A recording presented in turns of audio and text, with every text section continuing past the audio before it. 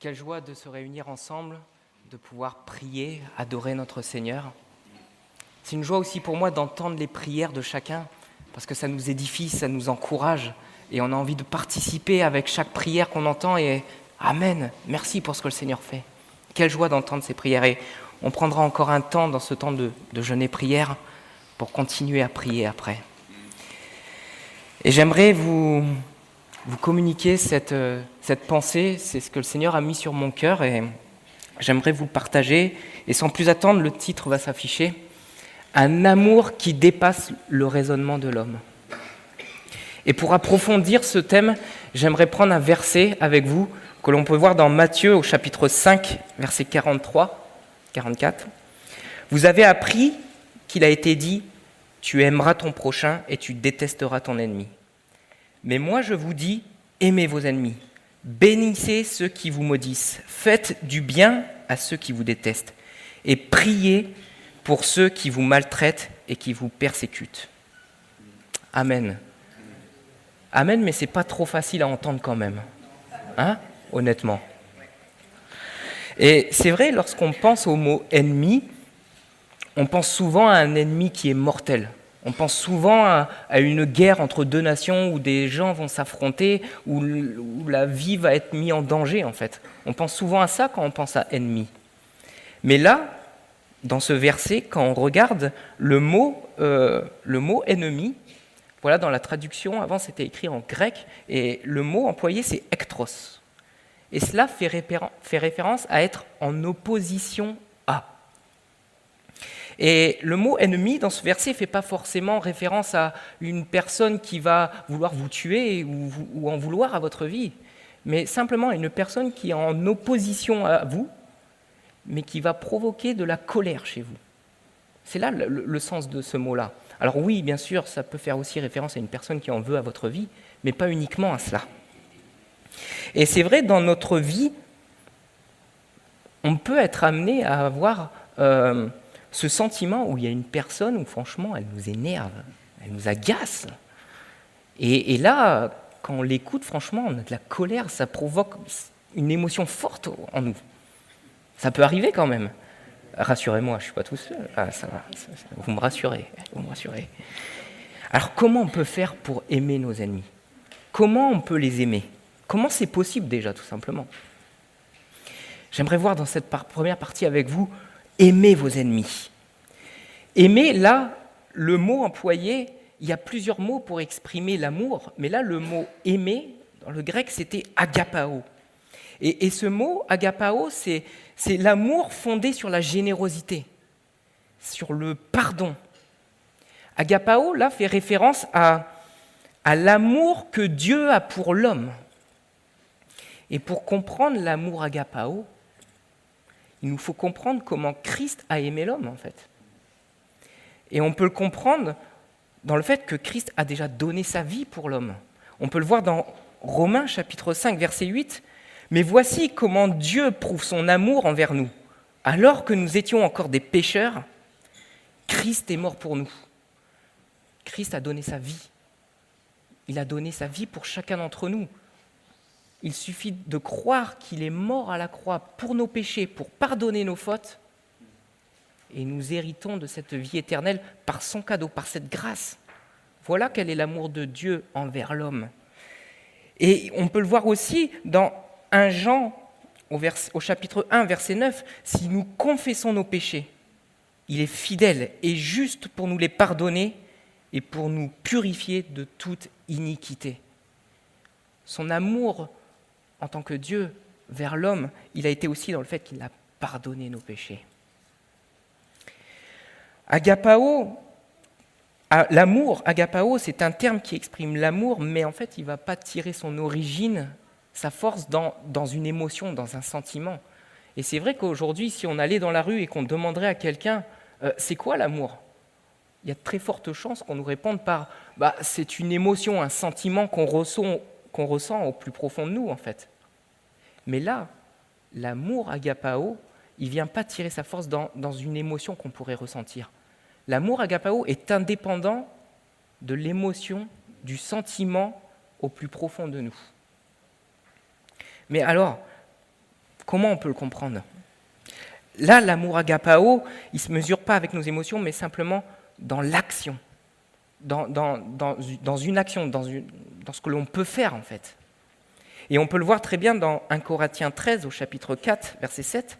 L'amour est patient, il est plein de bonté, l'amour n'est pas envieux, l'amour ne se vante pas, il ne s'enfle pas d'orgueil, il ne fait rien de malhonnête, il ne cherche pas son intérêt, il ne s'irrite pas, il ne soupçonne pas le mal, il ne se réjouit pas de l'injustice, il se réjouit de la vérité, il pardonne tout, il croit tout, il espère tout, il supporte tout. Voilà, cet amour, agapao, ça nous parle d'action, ça parle de faire quelque chose. Mais alors, si l'amour agapao, c'est l'amour de Dieu envers l'homme, comment on peut aimer comme Christ en fait ? Comment on peut aimer comme Dieu ? Et ce soir, j'aimerais être avec vous très concret. Et pour ça, on va prendre un exemple. Imaginez, vous habitez dans une résidence, voilà. Vous avez plusieurs maisons, il y a plusieurs maisons, et là, vous avez une place de parking qui vous est attribuée pour votre voiture. Et là, le soir, fatigué, tu rentres chez toi, et il y a ton voisin qui est garé sur ta place de parking. Alors, tu fais preuve de self-control, tu as une bonne éducation, et là, tu es plein d'amour, et tu mets un mot sur le pare-brise. Voilà, j'ai acheté cette place, j'aimerais en profiter. Est-ce que vous pourrez garer votre voiture un peu plus loin ? Demain, tu reviens, tu as toujours cette même voiture, pas une autre, la même voiture garée sur ta place de parking. Cette fois-ci, tu vas voir ton voisin, tu lui laisses plus un mot, tu vas le voir, tu sonnes chez lui. Et là, tu fais toujours preuve de tact, preuve d'amour. Et tu lui dis, voilà, j'aimerais récupérer ma place, est-ce que vous pouvez vous garer ailleurs ? Et là, vous avez une réponse la plus sèche possible. Ben non. Premier arrivé, premier servi. Puis d'abord, tu vas me faire quoi d'ailleurs ? Vous imaginez recevoir cette réponse ? C'est violent quand même. C'est dur. Mais comment aimer cette personne en fait ? Déjà, aimer ses ennemis, est-ce que ça veut dire qu'on dit oui à tout ? Non. L'amour agapao, l'amour infiniment grand de Dieu, n'est pas un amour anarchique où, au nom de l'amour, on accepte tout et n'importe quoi. Si on fait du mal à votre enfant, ça veut pas ce n'est pas l'aimer que de rien dire ou de rien faire, en fait. Mais en quoi consiste cet amour agapao ? L'amour consiste, là, dans ce domaine-là, à venir déposer auprès de Dieu, venir déposer dans notre prière cette amertume, cette colère, cette incompréhension. Dire là, Seigneur, là, je ne peux pas accepter ça. Et là, tu discutes avec ton voisin, vous discutez avec votre voisin, et ça ne fonctionne pas. Et dans ce cas-là, Dieu a créé la justice, il a créé des autorités compétentes. Et là, s'il faut, on va saisir les autorités compétentes pour avoir gain de cause, qui est simplement votre place de parking, votre droit, cette place que vous avez achetée. Et l'amour, ce n'est pas forcément dire oui à tout.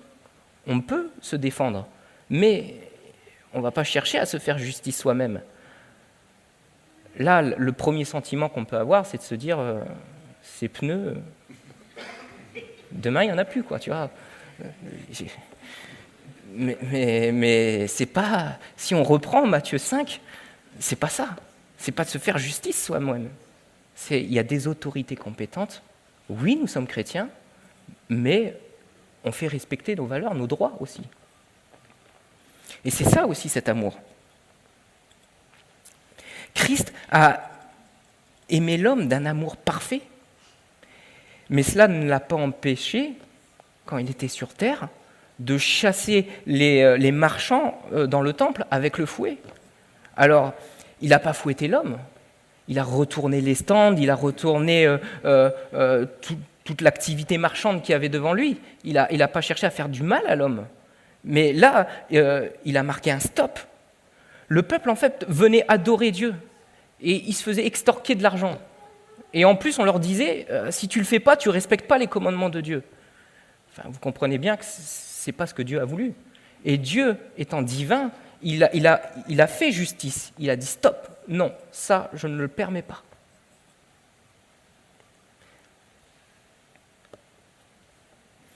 Et nous ne sommes pas divins comme Christ, mais nous faisons confiance à Dieu. Nous faisons confiance à Dieu qu'il peut agir. On fait notre part, mais on a confiance que Dieu va faire justice et qu'il agira aussi. Et cet amour, nous l'avons vu, il s'exprime comme l'amour de Dieu pour l'homme. Mais comment on peut le comprendre ? Comment nous pouvons comprendre l'amour de Dieu ? Et je vais prendre un verset qu'on a vu il n'y a pas très longtemps, vous allez le reconnaître.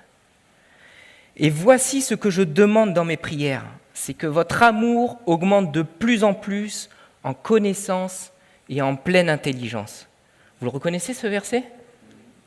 On l'a vu dimanche. Et Anaël en a très bien parlé dimanche. Et en fait, quand on était à la convention la semaine dernière, Anaël et moi, on parlait du message qu'on allait apporter. Et en fait, on avait tous les deux à cœur le même verset.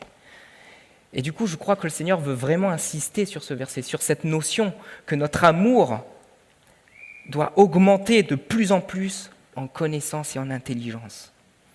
Quand Anaël en a très bien parlé, mais que notre amour puisse augmenter en connaissance, en fait, on peut acquérir cette connaissance par la révélation de Dieu. Et Dieu désire se révéler en nous. Il désire se révéler son amour. Il nous parle aussi de son amour qui puisse augmenter en pleine intelligence.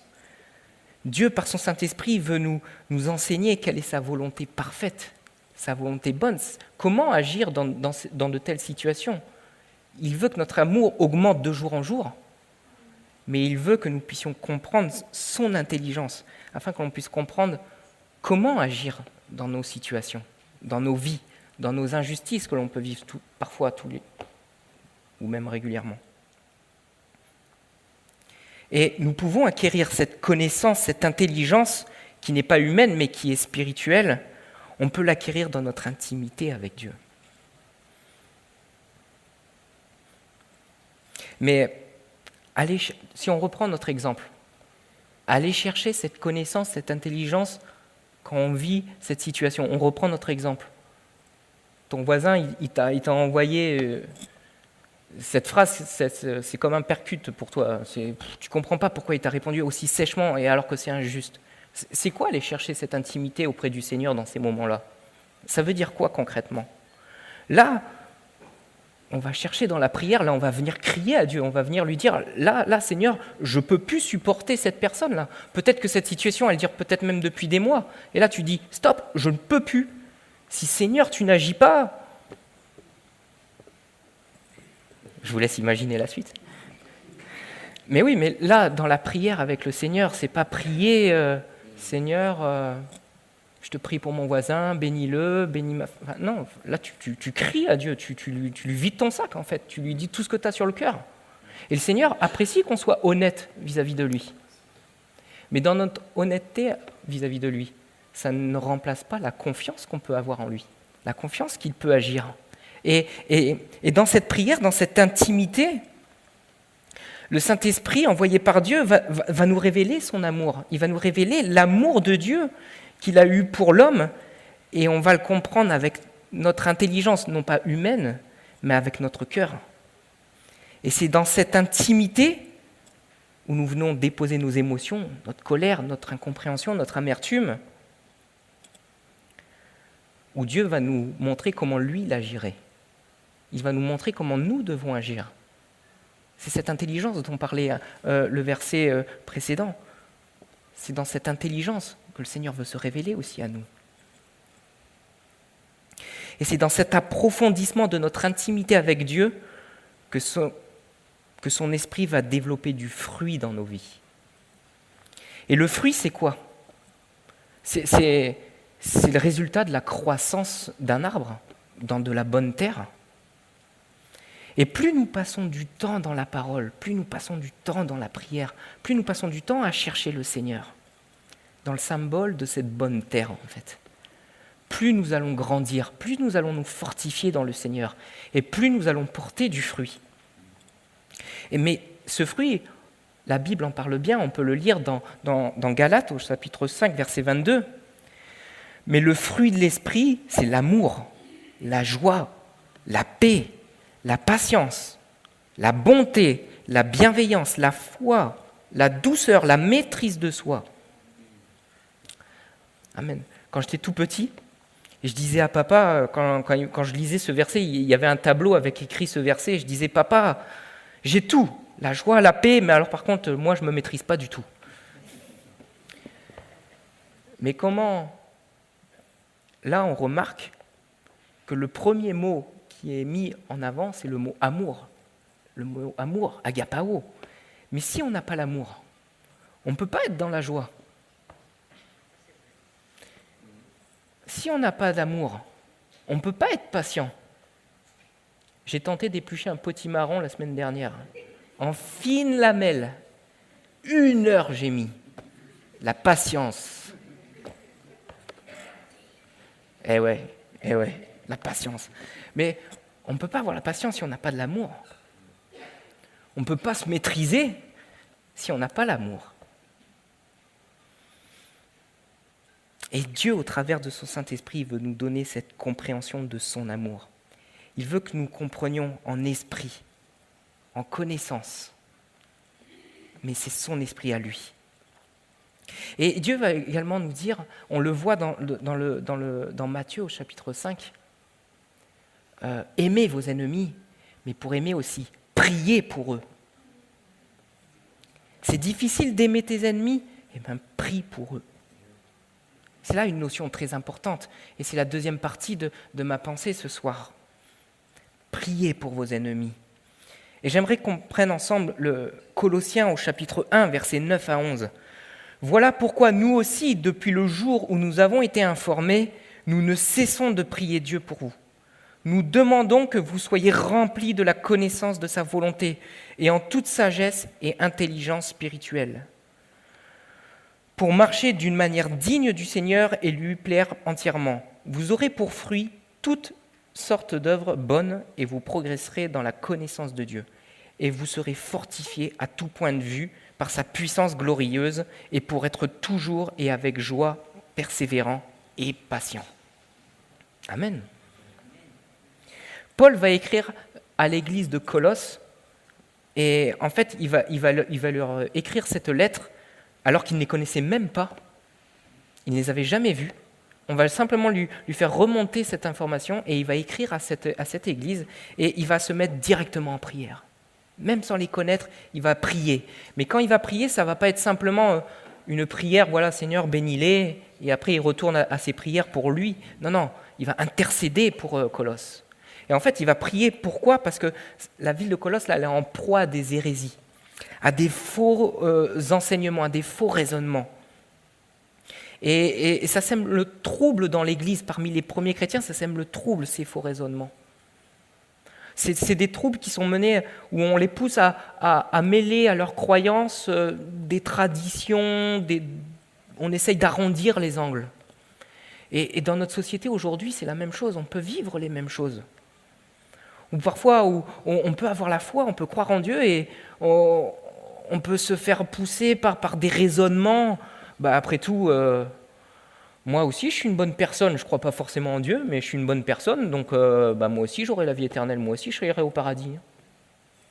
Et oui, on essaie de nous challenger, de pousser, on essaie de modifier un peu ce que dit la parole de Dieu. Or, on a la vie éternelle que si nous reconnaissons Christ comme mort à la croix pour nos péchés, et que par son sacrifice, il a tout pardonné, et que nous désirons le suivre. Ou bien, on peut avoir des raisonnements, combien de fois on le voit dans notre société, où on nous pousse par tous les moyens, il faut s'enrichir, il faut gagner de l'argent. Alors c'est bien de gagner de l'argent, bien sûr, Dieu n'est pas contre cela, mais dans un certain équilibre, dans un équilibre familial, du moment aussi que ça ne vous empêche pas de garder votre temps, votre intimité à travers la prière, dans la communion fraternelle avec le Seigneur. Notre vie professionnelle ne doit pas empiéter sur notre vie spirituelle. Dieu est un Dieu d'équilibre. Il désire que nous travaillions, il désire que nous soyons performants, mais dans son équilibre. Et là, on peut être bousculé par toutes sortes de raisonnements. Et c'est pour ça qu'il nous faut être fondés et de prendre appui sur la parole de Dieu, d'aller chercher dans notre intimité sa présence où le Saint-Esprit va venir nous communiquer, va venir nous révéler, il va venir nous montrer ce qui est bon, juste et parfait pour nous. Amen. Comme je vous disais, Paul va immédiatement prier pour l'église de Colosse. Mais quelle va être la prière de Paul ? On peut le voir dans les slides suivantes. Les prières de Paul, il va prier déjà parce qu'il a la ferme assurance que la prière du juste a une fervente efficacité. Ne doutons pas de nos prières, même si nous ne voyons pas les résultats là tout de suite quand on prie. Ne doutons pas de nos prières. Elles ont une fervente efficacité. Et c'est lui qui agira en son temps, dans ce qui est juste et parfait pour nous. Amen. Mais quelle a été la prière de Paul ? Il en a fait plusieurs. Il va prier pour qu'ils puissent connaître la volonté de Dieu pour eux. On le voit dans le verset 9. Également, dans le verset 9, on voit qu'il va prier pour qu'ils puissent comprendre qui est Dieu. Que l'église de Colosse puisse comprendre qui est Dieu et qu'ils puissent approfondir leur connaissance de notre Seigneur. Au verset 10, il va prier pour qu'ils aient une vie consacrée à Dieu. Au verset 11, il va prier pour qu'ils puissent faire de bonnes œuvres. Il va prier également qu'ils puissent porter du fruit, de la patience, de la joie. On les a vus, ces fruits. Paul va prier pour cela. Mes frères et sœurs, aujourd'hui, dans un temps de jeûne et prière, quelle prière nous pouvons formuler ? Comment on peut prier pour ceux qui nous persécutent, ceux qui nous veulent du mal ? Comment on peut prier pour eux ? De la même manière que Paul. On peut prier pour que nos ennemis, ou même les personnes que l'on va évangéliser, on est dans un temps de moisson, dans un temps où on est axé sur l'évangélisation ce mois-ci. Prions que le Seigneur puisse mettre sur notre chemin des personnes sur lesquelles on va pouvoir évangéliser, communiquer notre évangile, l'évangile de notre Seigneur. Prions également pour nos ennemis, qu'ils puissent connaître la volonté de Dieu. Et là, ils ne seront plus en opposition avec nous. On aura la même vision, les yeux centrés sur Dieu. Que l'on puisse prier également pour que nos ennemis ou les personnes que l'on rencontre puissent comprendre qui est Dieu ou approfondir leur connaissance de notre Seigneur. Mes frères et sœurs, prions pour nos familles, nos frères et sœurs qui ont rejeté le Seigneur. Peut-être que dans nos familles, on a des personnes qui refusent de croire en Dieu. Peut-être que ce sont nos enfants qui refusent de croire en Dieu. Ou notre beau-frère, notre belle-sœur. Prions pour ces personnes qui puissent connaître l'amour de Christ, qui puissent comprendre l'amour de Dieu pour eux. Prions pour qu'ils puissent également avoir une vie consacrée. Prions pour nos frères et sœurs dans nos églises, pour nos assemblées en France. Que chacun de ces membres puisse être consacré à Dieu. Que l'on puisse vivre une vie pleinement consacrée. Ça ne veut pas dire qu'on va tous quitter notre job et qu'on va tous devenir... Non, ce n'est pas ça que ça veut dire. Le Seigneur nous place tous à un endroit précis. Il nous appelle à être à un endroit précis. Mais que nous puissions tous être consacrés là où il nous place. Si c'est dans notre job, que nous puissions être un exemple, refléter l'amour de Christ, comprendre cet amour et ne pas réagir avec nos émotions, mais agir avec cet amour agapao. Que les gens puissent être interpellés par cet amour. Cet amour que le monde ne dispense pas. Le monde ne connaît pas cet amour. Mais que là où le Seigneur nous place, qu'ils puissent être interpellés par cet amour agapao. Que nous puissions faire de bonnes œuvres. Que nos actions puissent toujours être empreintes d'amour.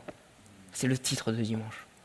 Que nos actions puissent toujours être empreintes de l'amour de Dieu. Cherchons sa gloire, mais pas la nôtre. Cherchons plutôt à lui plaire. Et comment on peut lui plaire ?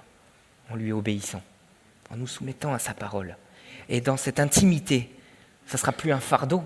Ça ne sera pas un fardeau en fait.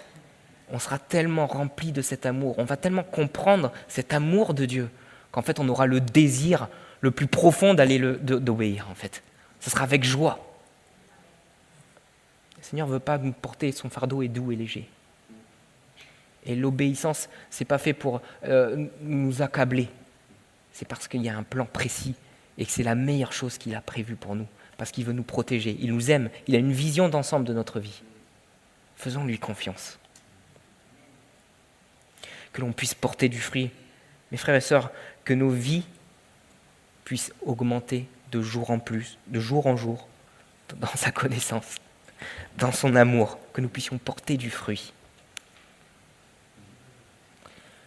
Si je reprenais mon exemple de base, mon exemple de tout à l'heure, une augmentation de jour en jour.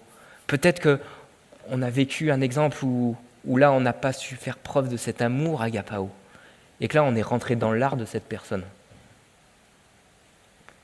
Mais progresser de jour en jour, que notre amour augmente de plus en plus. Peut-être que là, on a réagi comme ça. Et bien demain, en pleine connaissance, en expérimentant cette connaissance, cette intelligence de l'amour que Dieu veut nous communiquer, demain, nous réagirons différemment. Dieu ne nous juge pas. Il ne veut pas nous juger. Venons simplement lui lui demander pardon, et il nous pardonne. Il ne veut pas être là pour nous accabler. Oui, il peut révéler il veut révéler ce qui ne va pas dans notre cœur. Mais non pas pour nous accabler, mais pour que nous venions lui apporter notre fardeau et lui demander pardon. Et il veut nous pardonner. Et il veut nous faire grandir. Il veut que nous puissions expérimenter cet amour afin d'être encore plus forts, afin de porter du fruit, d'être encore plus patient, plein de bonté, plein de maîtrise de soi, plein d'amour. Amen. Mes frères et sœurs, la prière, c'est la communication, c'est le moyen de communication que Dieu nous a donné. Dans ce temps de jeûne et prière, là, sur notre place, dès notre place, là, dès maintenant, on va prier. On va prier, peut-être que quand j'ai apporté cette pensée, vous avez peut-être un nom en tête, une personne, un voisin. On va prier pour eux. Des prières peut-être courtes. On ne va pas raconter toutes nos situations, mais des prières courtes où on va demander à Dieu de venir agir dans notre vie, de venir transformer notre vie, notre caractère le plus profond, et que ce caractère puisse être empreint de son amour. On est dans un mois d'évangélisation. Prions que le Seigneur puisse mettre sur notre chemin des personnes et que, remplis d'amour, on puisse braver la peur peut-être de leur parler, qu'on puisse être remplis de courage pour aller annoncer l'Évangile. Ce n'est pas nos paroles qui vont faire mouche, c'est l'Esprit de Dieu qui va parler à travers nous.